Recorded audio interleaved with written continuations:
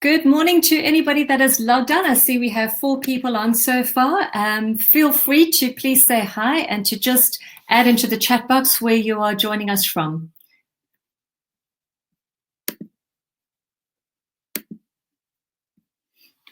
We're just going to wait a few more minutes to 11 o'clock before we actually start.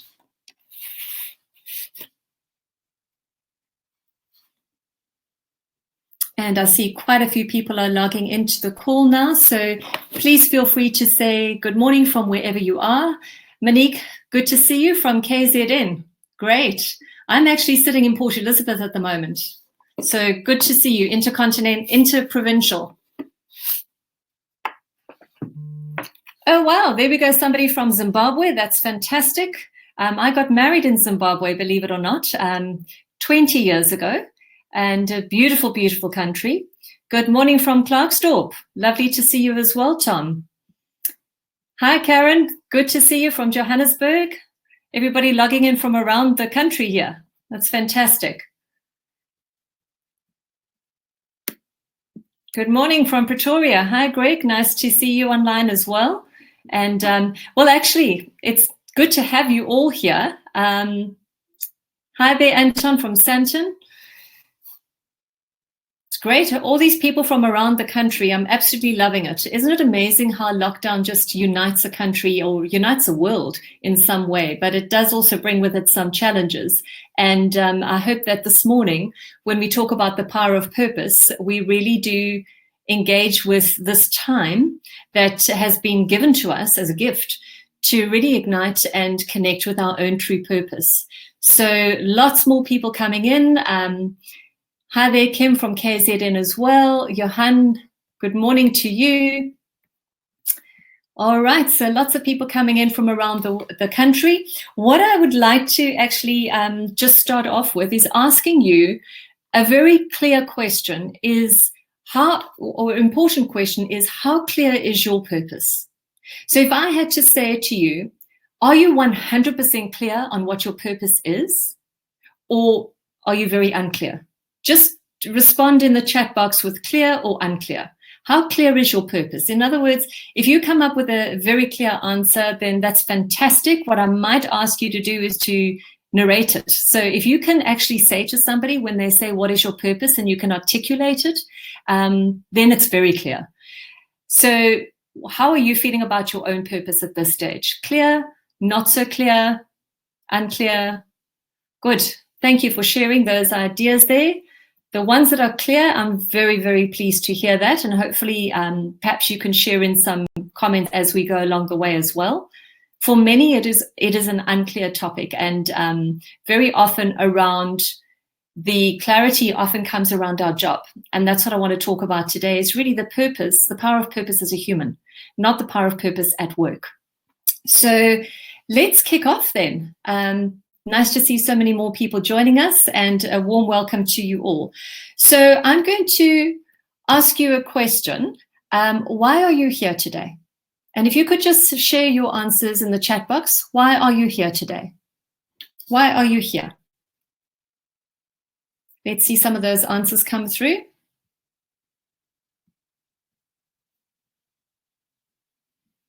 Why are you here?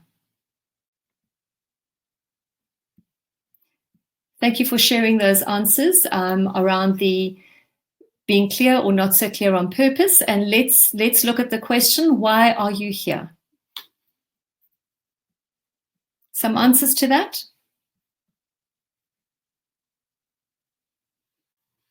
Anyone brave enough to share? Why are you here?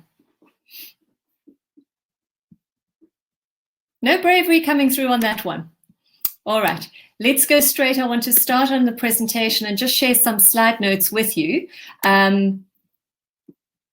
let's go through. Sorry, I just want to get it back to the beginning here.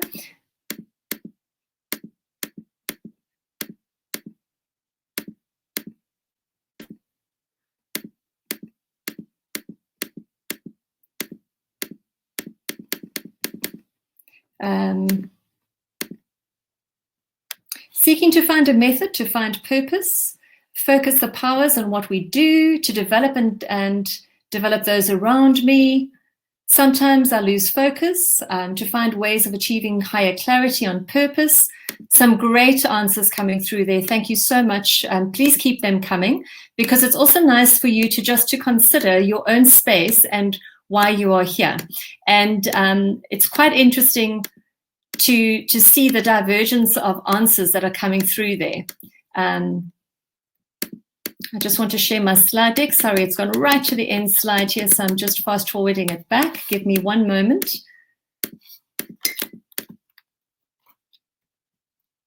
All right, so let me start off by just sharing a little bit about who I am. I'm sure that you would have seen in the marketing that is sent out by the Enshrine team. My name is Jane Stevenson, and amongst everything else, this is how I would describe myself: is I'm a mom, a mother, a wife, a carer to my parents who live with me. I'm a businesswoman, an entrepreneur. But the most important thing is I'm a human being, and equally important is I'm a chocoholic. And if you need to know my address, you're most welcome. Any packages of chocolate, the darker the better, are most welcome. But on a more solid note to that, when I asked you, why are you here? I actually didn't mean in this webinar or on this, I meant in this life. Why are we here in this life? Why are we here in this world? What is our purpose, actually? And it's so interesting to see that in today's world, when somebody says, who are you? We tend to answer by what we do. Why are you here? We tend to talk about the very narrow focus of the here and now. But in fact, this time has really allowed us some space to think bigger and to consider, why are we actually here on Earth? What is our purpose? What is our fundamental human need and urge to get up every day? What is our purpose? And why I've put that slide on the screen there is because I want to share with you a story by John Maxwell. I'm a huge John Maxwell follower. I love his leadership. And he talks about a story about where purpose really comes to the fore. Consider three men doing the same job. They are all digging a trench. Every single one of them responds to the same manager, has the same salary, and is in fact got the same toolkit and doing exactly the same job. A reporter goes to interview all three of them. He walks up to the first one and he says, "Hi, how are you? What are you doing?" And the guy stops and he looks at him and he said, "I'm doing my job. What does it look like?" The reporter moves on to the second person doing the same job. And he says, "Jim, what are you doing?" He said, "I'm trying to feed my family. That's what I'm doing. I'm doing my job." He went, "Okay, thank you very much." And he goes on to the third person and he says, "Jim, what are you doing?" And he downs his tools. He jumps up and he walks to the end and he says, "Come with me." And he says, "Over here, we are building a home for the shelter for the homeless. And this area over here is going to be a magnificent window where the sun is going to stream in on all these people who don't normally have a meal. And they can sit in the warmth of the sunshine and have a meal. That's what I'm doing." And why that is such a powerful story is because it doesn't matter in life who you are working with. It doesn't matter what salary you're being paid. It doesn't matter what job you are doing or not doing. What matters is that you see your bigger purpose in the piece of the puzzle that you are currently in. I hope that makes sense to you. And for me, it was such a profound story to share because the purpose isn't given by a job. It's not given by a manager. It's not given by a company. It's given from within. All three of those gentlemen had exactly the same circumstance around them, but only one chose to see the bigger reason for the small bit that he is doing.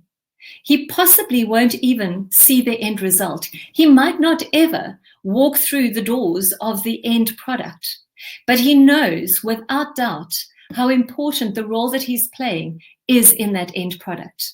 So he is about purpose first, and that is what today is all about, is purpose first, everything else falls behind it. And when you can lead your life with purpose, then everything that goes on around, whether it's coronavirus, COVID-19 going on where our entire lives are being disrupted, suddenly in that space, you can still find your purpose when everything else has been taken away, changed, shifted, or you are on a different path.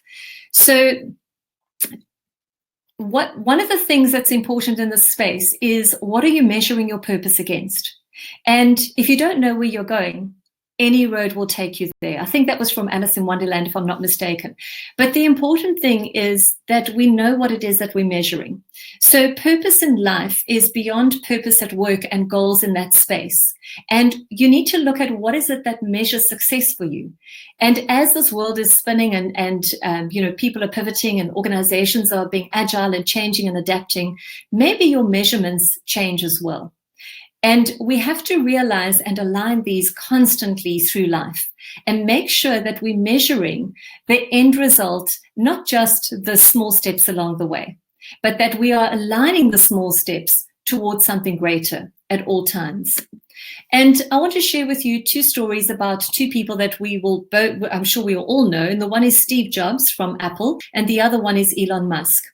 Both of these gentlemen really lived their life with purpose. So much so that they infiltrated it into their businesses as well. Now, you might say, well, you know what? Steve Jobs really only woke up to his purpose when he gave that graduation speech. I'm not so sure he did. But what I think he managed to do at that graduation speech, because obviously he was dying at that stage and he knew that, was he was able to align his purpose to a more human narrative. Whereas before it was really about purpose and in fundamental around Apple. And if you think about it, Steve Jobs always said, I want to put a ding in the universe. That was his purpose, his line, I want to wake up every day and put a ding in the universe. And oh boy, did he, when it came to Apple. And he did that through Apple, but he also did it when he was fired from Apple and went into other businesses as well. If you think about Elon Musk, his purpose, he says, my motivation for all my companies has been to be involved in something that I thought would have a significant impact on the world. And in fact, his purpose is about significance and impact in the world. Whereas Tesla, which is one of his businesses, is to accelerate the world's transition to sustainable energy. That's not necessarily its purpose. It's more like a vision statement, right? But here's the thing. When you think about Elon Musk, and he says, whether it's through PayPal, I want to have a significant impact on the world. And he brought PayPal to the fore. Think about PayPal in the days where that started. And online shopping was something that, gosh, we couldn't even begin to imagine putting our credit card details into a machine and then transacting in that space. And he was one of the first to market with that. And that's, in today's world, more what we do than ever. But he made a significant difference in the world with PayPal. But he also did it with Tesla. And to prove the point on purpose, what he did was he meant it so much that he took his IP and he put it online for free to all his competitors. And he said, you know what we have done in the R&D of trying to understand Tesla, I don't want you to have to spend the same amount and wait the same amount of time to get to the same point. So the IP is free. It's accessible to all on the internet. There it is. Get up to speed and make it better. Now, some people have been naysayers in that space and said, well, yeah, there's probably another motive to his doing that. But regardless of that, would you take everything that you own, that is all that you are worth, and give it away to your competitors for free? Because that's what the beauty of purpose is. If he wants to make a significant impact in the world, he can do that by giving all his learnings out to the world. And I mean, he's doing that with the SpaceX project and the Mars project, etc., as well as he moves forward.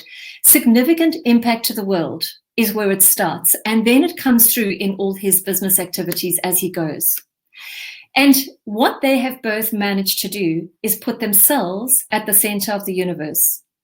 And not selfishly, but actually almost like dogmatically saying that I know that I'm meant to lead a life that is far greater than any one thing.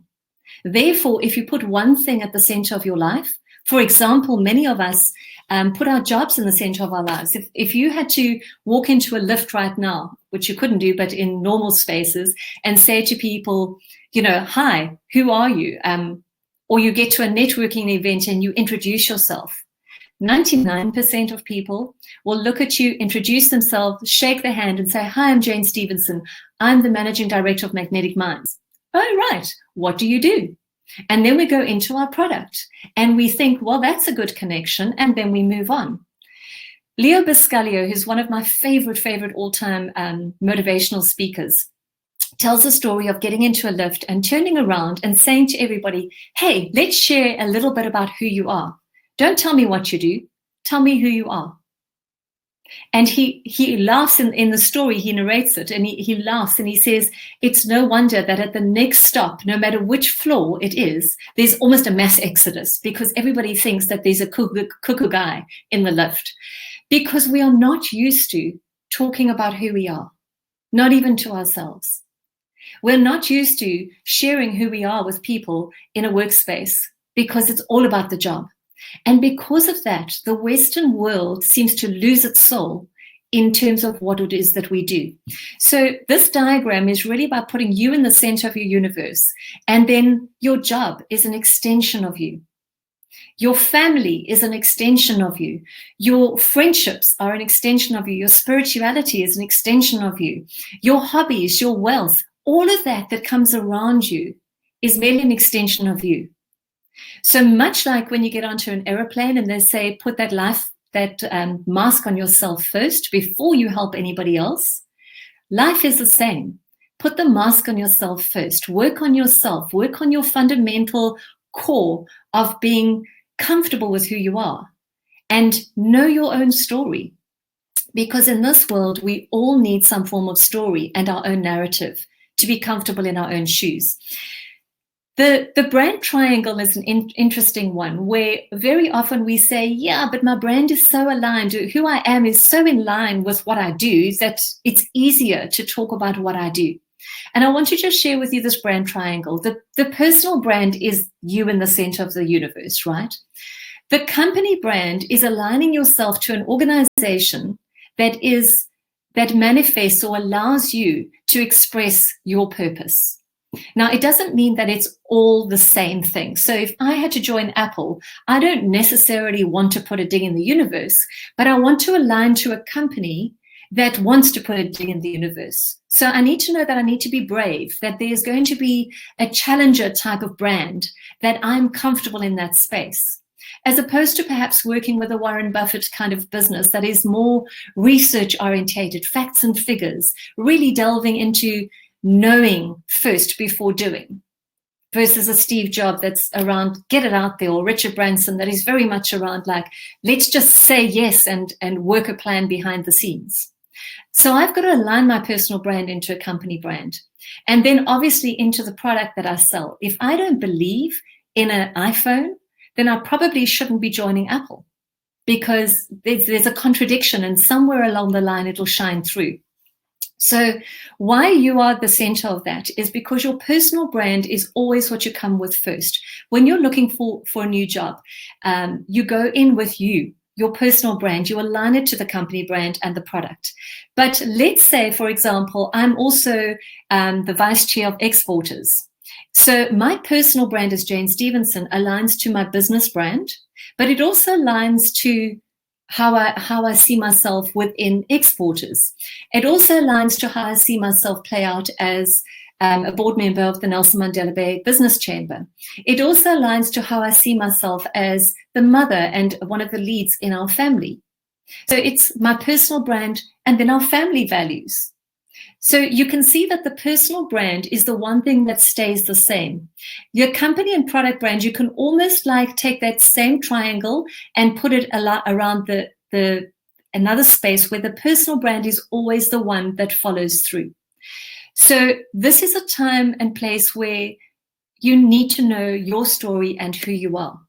So I want to share with you my personal brand. My personal purpose, which feeds into my brand, is about nurturing belief. I love, it doesn't matter whether I'm with exporters, with the chamber, whether it's in some of the charity projects that I do, whether it's at home with my teenager, whether it's within myself and self-work that I'm doing. But my purpose, I believe I'm fundamentally need to wake up every day sharing and nurturing belief in others. That's what I've been chosen to do. That's what I believe I need to do. And I can do that whether I'm plowing a field, whether I'm doing this webinar, whether I'm sharing a training or a keynote address with somebody. It doesn't matter. If I can nurture belief through the message or the role that I play in that, I'm making sure that my purpose is leading in every single day. Magnetic Minds, the purpose of Magnetic Minds is about finding true north. Through strategy, through coaching, through keynote addresses, through workshops, we design programs that take leaders and organizations to find their true north. And we give them a compass to get there. So you can see that my personal purpose and my business purpose are aligned, but they're not the same thing. So if I had to leave this company, it doesn't rock who I am. I take who I am into somewhere else and I edify it into that space.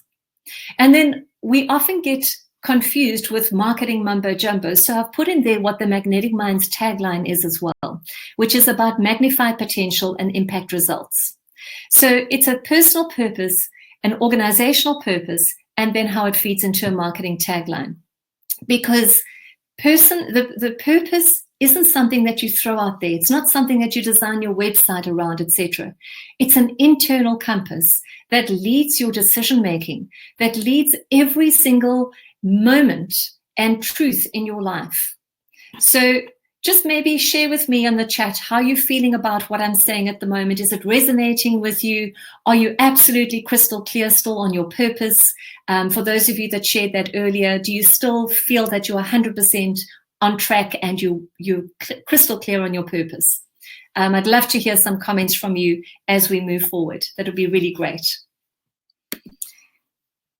The next thing I'd like to share with you about is in those of you that said you're a little more unclear on your purpose, is this might just help you around the way as well, is sharing with you the difference between skill, talent, and personality. And we often, when we meet people and think about ourselves, we confuse these. Skill is something that you and I have learned along the way. It's something that we have been taught through school, through an online program, through people around us, through circumstance, whatever it may be. It's something that we have learned throughout our lives. We maybe have even mastered it along the way as well. But just because we have absolutely learned to do it doesn't mean we should be doing it at all. Personality is how we show up. Personality we are born with. It is molded by circumstance and things that happen in our life. It is formed by our parents' opinions, by religion, by politics, by all sorts of things. But it's also, it moves and it's quite fluid, and it moves in line with what happens in our life. Recently, a friend of mine lost their daughter, and you could see the shift in personality with this immense loss that this family were going through, and how their personality actually showed up differently. So personality is actually about how you show up in that moment. And if you think about it, when you're looking for a new role in life, when you're looking for, when you're on the job market and looking for a new job, that's really what we go to market with, is skill and personality. My CV tells you what I've done and what I've learned to do and what I've learned to create an income from. And my personality is how I show up today. And what's interesting in that is so seldom do we share what our talent is in that space.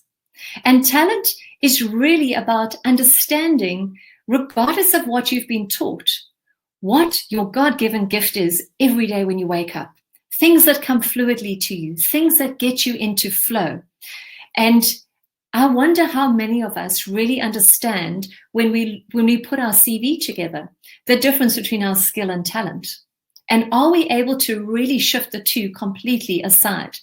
So for example, let me share with you, I have a skill of being able to look at the figures of a business and see the gaps in those figures. But let me tell you that my personality is not, or my talent is not figures, facts, and detail. It is very much around relationships. So I've got the skill, I've honed the skill as an entrepreneur to understand the gaps in figures, etc. But my talent comes shining through around relationships. It's around nurturing people. It's around building people. It's around ideation for businesses and sharing ideas that take businesses into a new space.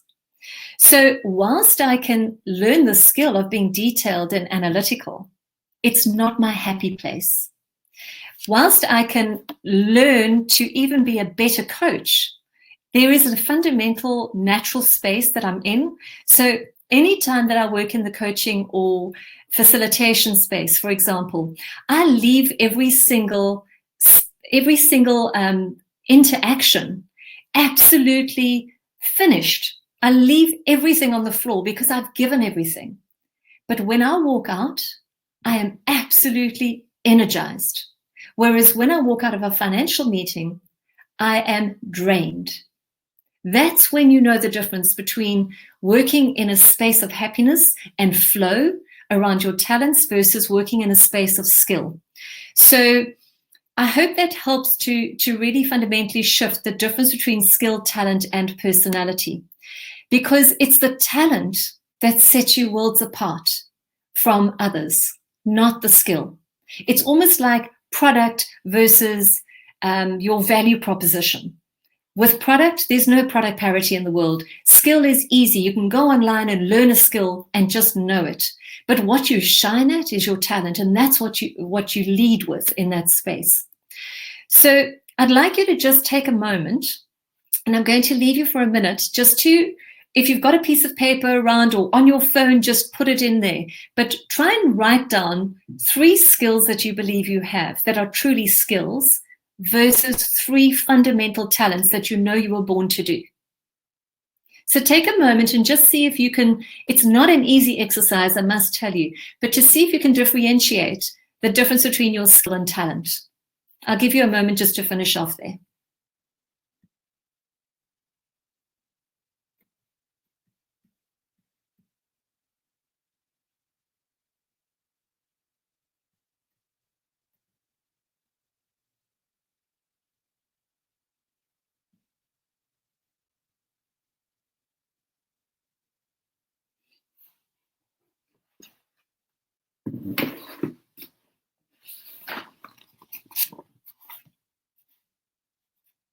Is anybody finding that easy?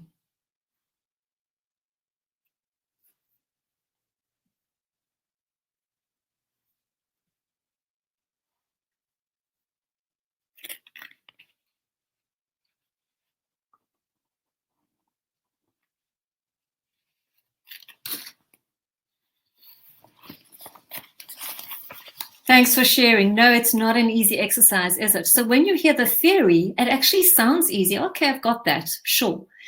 But when you actually have to physically put a list together, it's not that easy. Now, obviously, that's where contribution compass profiling comes in really well as well, is if you can work with the Enshrine group and work on that talent and really understand it, it makes it easier to get to. But the kinds of things, so for example, does anybody want to share just in the chat box something that you're not sure if it is a talent or if it's a skill? If you could put anything in there, I can maybe work with that rather than work with my own stuff, and it might be more valuable for you.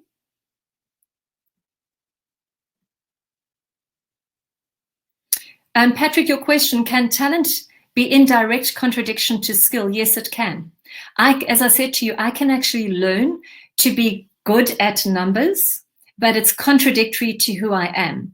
So as a champion profile, I'm not really aligned to being in detail all the time.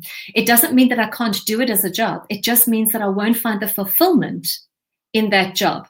And if I'm not being fulfilled, it's kind of like that story, that John Maxwell story I shared with you earlier, where you've got those 3 people, but only one really understands their talent and how their skill is articulating into something bigger in terms of a purpose.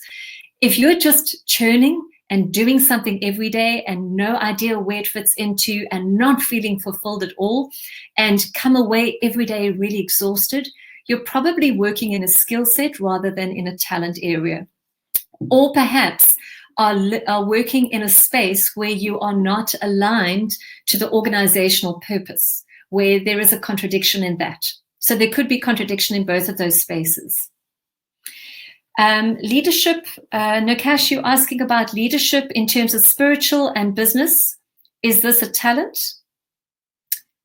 So leadership is very much a talent, right? Leadership is that whole nature or nurture conversation and debate. But if you have a natural space where, if you think back to when you were a child and on the playground at school, for example, and something went wrong, did you naturally step up and take control? Did you naturally lead people when they were not feeling motivated? Were you a natural person that people went to, that actually people would go to for answers and direction? Were you the natural person that people come to in your previous job? Are you the natural person that people come to in your friendship circle, for example? And how do you define leadership? Because that in itself is what I term a suitcase word. Leadership means different things to different people. So we probably would have to unpack that a little bit more as well. There's a question also from Vaughan, how to reflect personal talent on a CV when not asked. So I'm actually going to go into that just now. So if I can hold on your question, Vaughan, I'll come back to that just now. And hopefully, if I haven't answered it, you feel free to just nudge me again on that. All right, so I'm going to leave you with the top skills and talents. We're going to leave that exercise for now and just have a look at it later on. And if you want to connect with me and work through any of those areas, feel free to. But this isn't a quick fix exercise. It's not something you do in a nanosecond and get it right.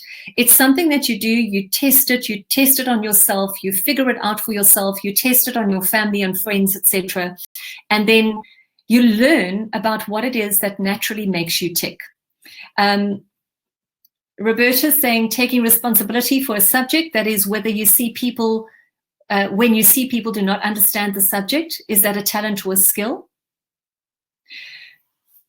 That's an interesting one. So if you're working on something and and people are just not getting it, and you are able to take them out of that situation and be able to take them through perhaps an analogy or simplify the narrative that they're looking at in a way that makes them understand it, it's probably more of a talent. If you can do that across multiple disciplines, then it's probably more of a talent. However, if you can only do that in, for example, accounting, because that's where you work, then it might be skill-based. So that's another test for you to think about, is if I'm really good in that sense.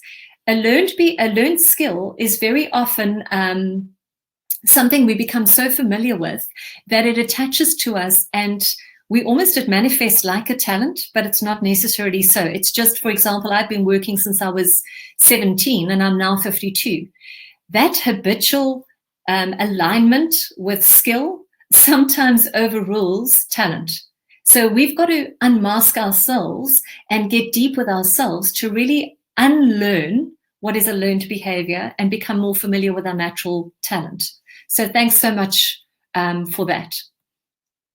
Great to see some comments coming through. And yes, I see I've got some private messages. You will get the replay of this. Thank you so much for saying that. You will get the replay of this, no problem.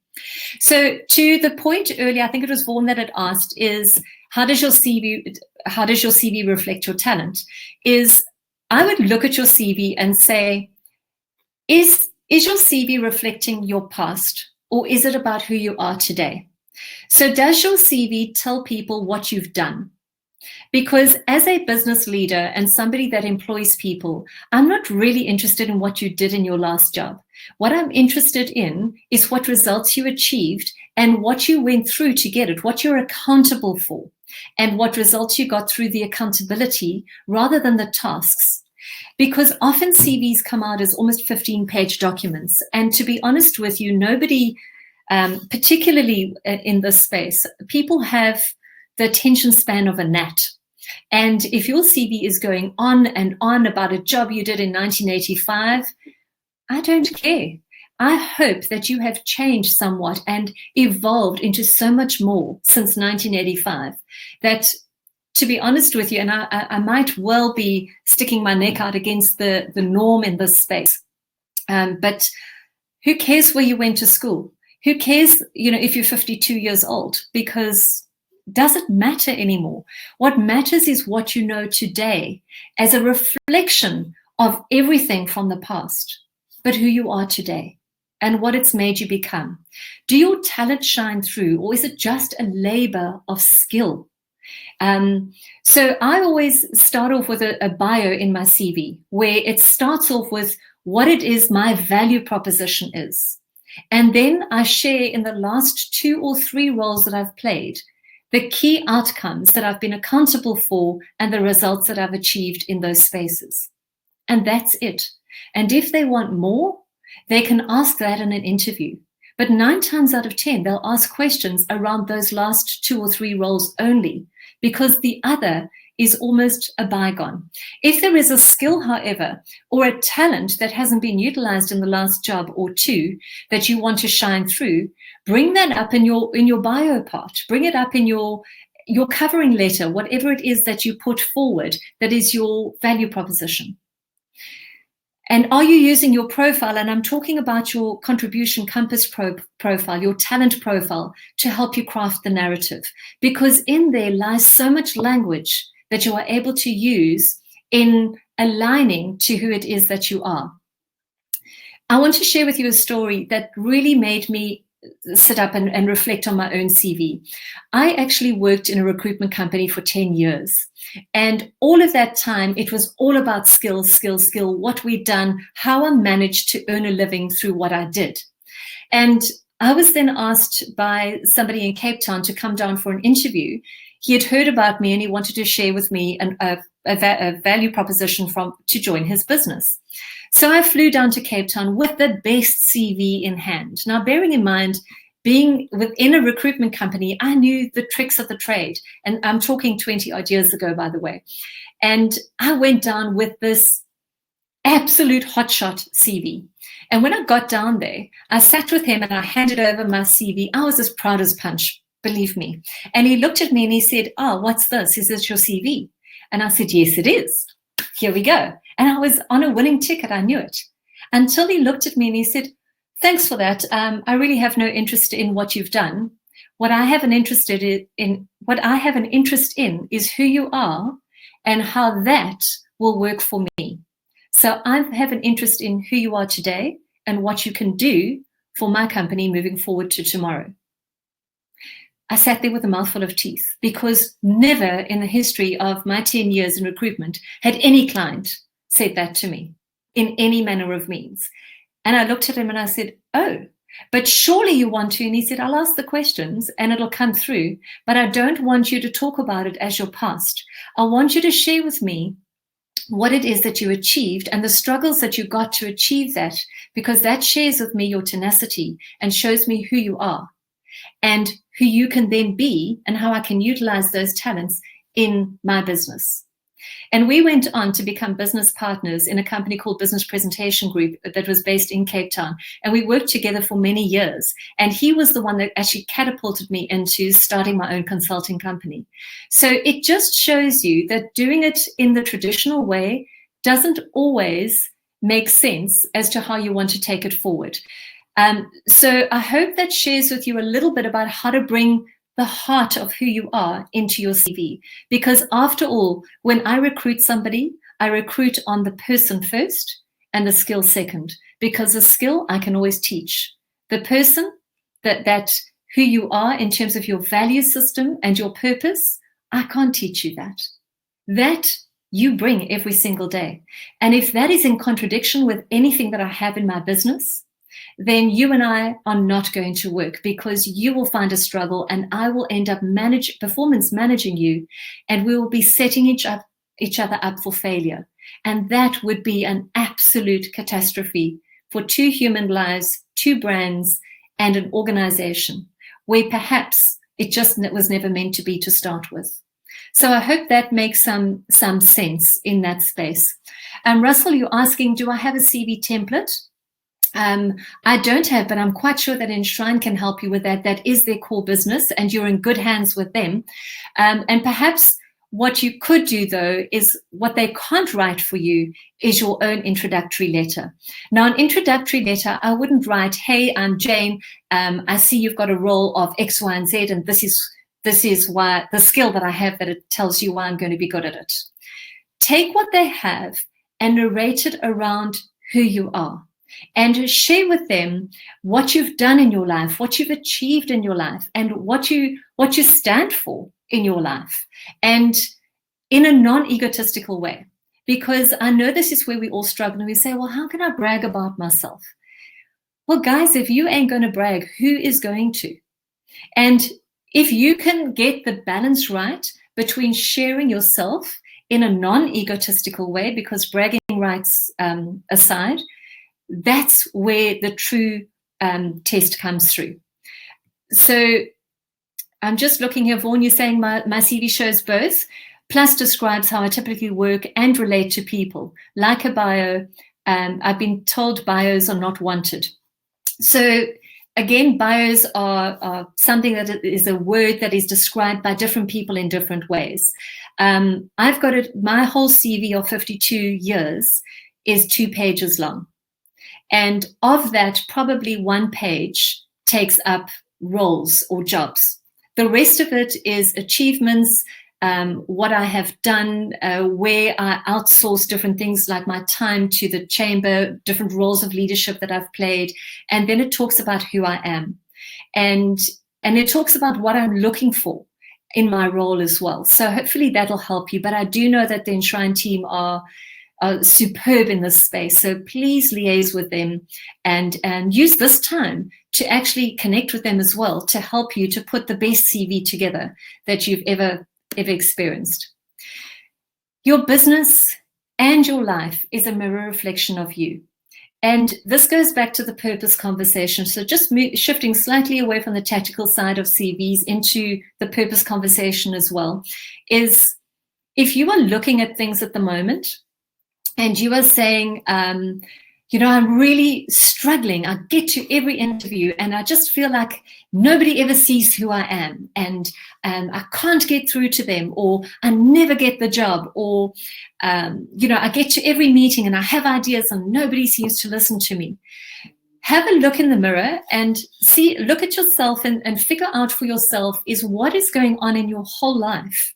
Because what is happening in every moment of your life is a reflection of the whole. So bear in mind some of the work that you might need to do within yourself that allows you to reflect and project a different image into that space as well. There's a beautiful saying that you need to let go in order to grow. And, this COVID-19 time has allowed us to sit back and say, just because I've always done things in this way, maybe I'm attached to the past just because it's become habitual, just because I haven't had time or I haven't wanted to let go of something. The battered woman syndrome, where that battered woman keeps on going back into that same relationship because it's just something that she knows, even though she knows it's not right. Sometimes we get into habits in our own life, and it's similar to that. And use this time to trust the process. Exactly as you say, Nakash, trust the process, let it go, and trust that we are all on a journey of self-discovery every single day in life. But never before has the whole world been on a journey of self-discovery like we are in this time. So where everyone is saying, don't waste the time, hustle, get online, learn as much as you can, I kind of think something different. I kind of think, use this time to learn as much as you can about you. Don't hustle. Don't get onto every webinar you possibly can and fill yourself with more stuff. I'm finding that I'm actually, the more I can let go and free my mind of stuff, the more I have clarity in my own mind about where it is that I need to go. If your head is so filled with more and more and more information and you're not doing anything with it, all you're doing is accumulating along the way and not doing. And bear that in mind with anything that you're doing, even if it's, for example, this webinar. Don't just come onto it so you can tick a box and say, yes, I got onto a webinar and I listened to something today. I mean, Karen and the team are doing amazing things, putting these webinars together. And these webinars are touching deeper rooted issues. Use it wisely afterwards to use the time to reflect. Take the next hour after this to say, well, what am I going to do from here? What's the one thing that I can change given an insight that I learned today? And make it happen. That way, you'll at least have a sense of accomplishment that this hour we spent together was worth the time. Otherwise, it was just more stuff. And think about that with everything that you are putting together. And life is really all about perspective. Share with me what you see here. Just share in the chat box. Which image do you see? There are various images there. Just share with which one do you actually see?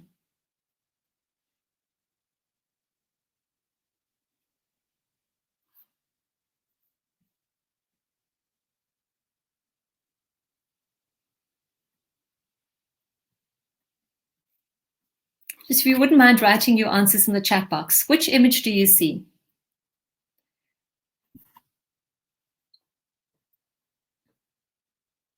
Thank you. So some are saying family, others are saying a cat, a rabbit, and a dog, a people and baby.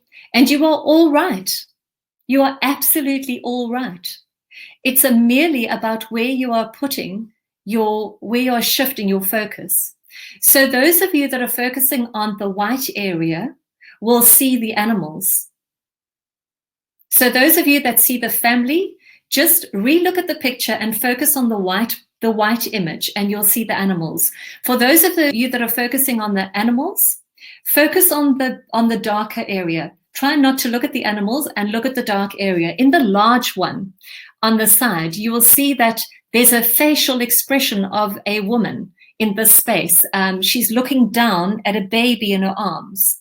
Can you switch? Can you see the difference? Anybody that can't see both pictures?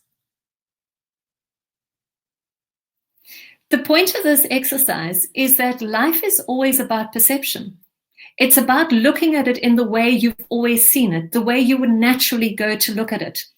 And just because somebody sees the animals does not mean that they don't see the other side.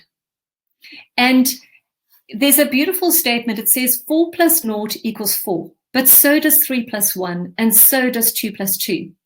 And the whole thing about perception is how you see things is only one way. And there's a couple of areas I want to touch on here. One is, how do you see yourself? Just because you've seen yourself in terms of the labor of skill that you have put together in your life does not mean that's all that you are. Now, when we talk about CV, and Karen mentioned it here in the comments, is that your value proposition is not a head thing, it's a heart thing. And she's 100% right. Is see yourself as a whole.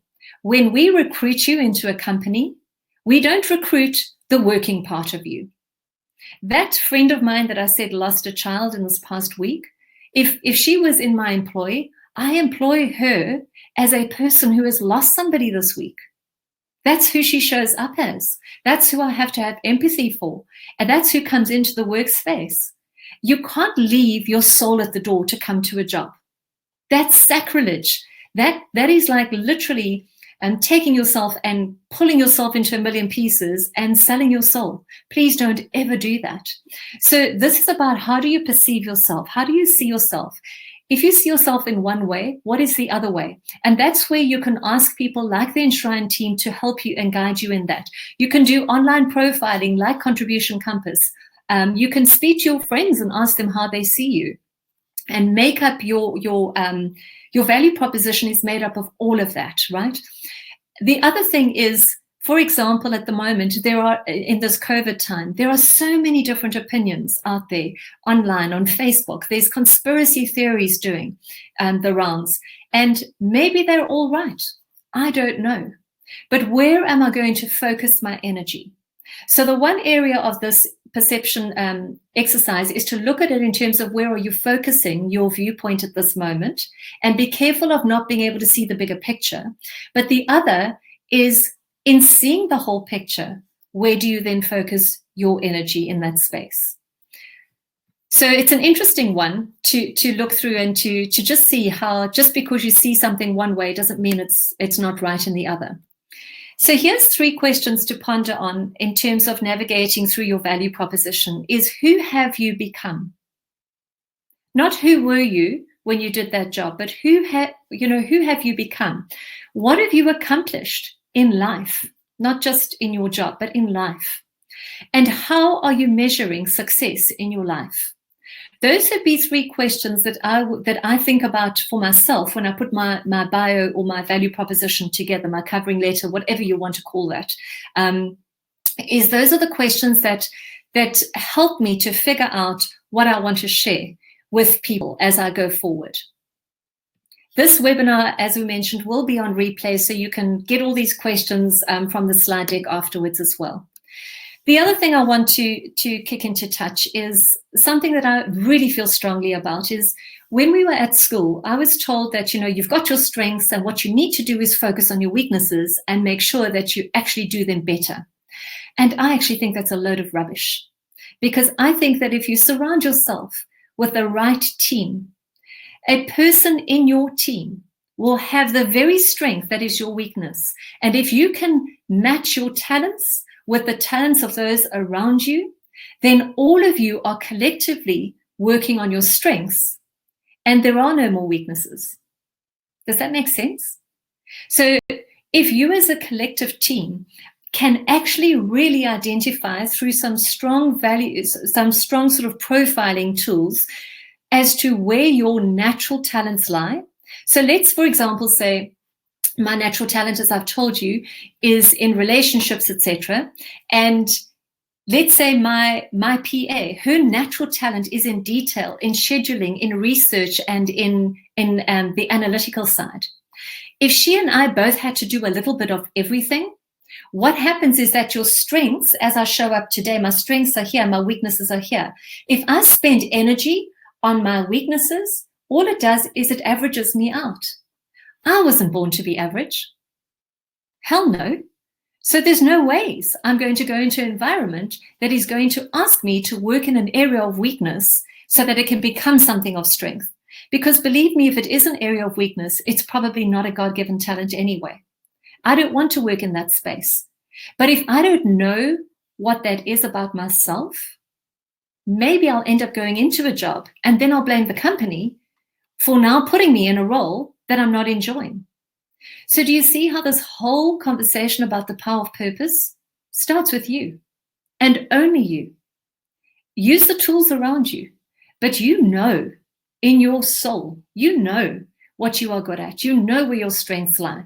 Don't let a job or an environment mold you to be something that you're not.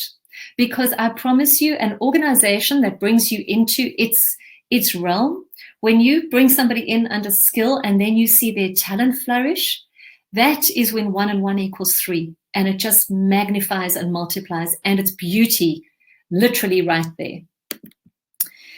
The Iki Guy is it's a Japanese concept for reason for being. And Karen and I actually spoke about this earlier, and both of us really love the concept of Iki Guy. And maybe this, for those of you that are not clear on whether you're working in your purpose at the moment, is a good exercise to do. And I'm going to leave you with it, but the idea and the questions are there on the right is how to work through it. But you need to rate yourself 1 out of 10 in the past week. How much have you been living in your passion? If you had to rate yourself 1 out of 10, how much have you been living in your passion? Would it be a 2, an 8, whatever it may be? The next one is about how much am I living my purpose? Now that is with the given knowledge that you know what your purpose is to start with, right? If you don't, then it would be a very low score. The third one is how much am I living my talents? And the fourth one is to what extent am I being paid my worth to live my passion, purpose, and talents? You should then come to a score of 40. If that score comes to, say, 10, have a look at where the low scores are. And it'll give you some guidance as to where you need to work on yourself, what areas you need to actually focus on at this point. If, for example, you say, I'm living my passion, I'm living my purpose, I'm living my talents, but I'm just not paid my worth, either you are possibly unemployed at the moment, which would make sense, right? Or you are self-employed and undervaluing the worth of your time. And often when we are time-based, we undervalue ourselves because we think, oh, we can't really go in at that rate, surely, because, you put a lot of pressure on yourself. So if you are living your passion and your purpose and your talents in a role within an organization and being underpaid, you could then have a conversation about what you believe you're worth based not on the job that you do, but on the value that you bring based on the results of those first three answers. Does that make sense to you? This in itself is an entire webinar, by the way. It's an entire hour's conversation.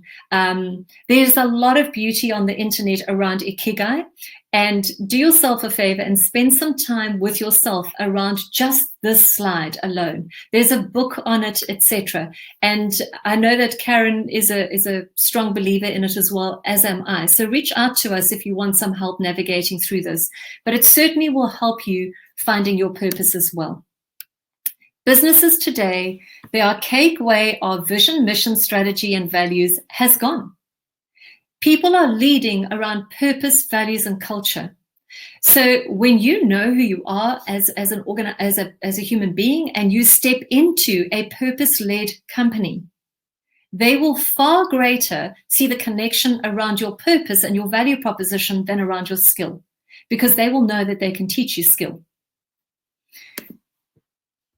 Interestingly, purpose-led businesses grow exponentially, 15 to 1, as opposed to 6 to 1 that are profit-led, which just proves again that organizations, and in this space of us looking at humanity in a different way as well, is, during the COVID times, is people are realizing that there is a much bigger purpose to life than just a profit-driven thing. I need to finish off because I'm very cognizant of time, but I just want to say to you that as humans, we have both Superman and Clark Kent time. Clark Kent, if you think about the Superman movie, right? Clark Kent steps into that doing phase. He does stuff. He comes in, he talks to people, connects, he figures out what is going on in the world. But he uses that information to step back, put on his spandex suit, and becomes Superman and goes out there to serve his purpose of saving the world. Now, you and I are both Clark Kent and Superman, but we wear this damn busy badge of honor, so much so that we say we're too busy doing that we can't stop to be. And I was born to be Superman. You were born to be Superman in your life and in your role, whatever areas you are. But when you are on that hamster wheel of just doing, you forget about the fact that we are actually human beings, not human doings. So how much of your time is spent on your daily actions reflecting on doing stuff rather than on being Superman? How much of your choices, your to-do list, etc., how much of everything that you do every single day is just to do, to tick? So please bear that in mind as you work through. As you talk through this purpose conversation with people, only a few people will get it. Not everyone's going to click, because most people just live by doing stuff. They work on not the how, the why, but the what and the how. Most people, Karen mentioned earlier about the head and the heart connectivity. Most people talk about what we do and how we do it. Purpose-led people always talk about why we do it. Now think about that as a differentiator if you're in a job interview. If you start talking and asking questions to a company about why do you exist as an organization, I'd be blown away by that question. I really, really would. And it would make me really think about how you think. So get in touch with that kind of language. Be familiar with purpose-driven language as well, so that you are comfortable with it. Here's a gorgeous quote that says, if you want to build a ship, don't drum up the people to gather wood, divide the work, and give orders. Instead, teach them to yearn for the vast and endless sea. It comes back to that story I started with the 3 people doing the same thing. If you can influence people in your social circles, in your business circles, to actually yearn for the vast and endless sea and guide them through that, that is something that no skill can bring to the table. That's a talent.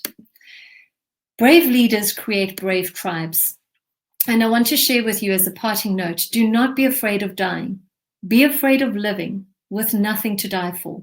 It is our obligation to live on purpose. It is our obligation to impact those around you and to impact humanity, because therein lies the power of purpose.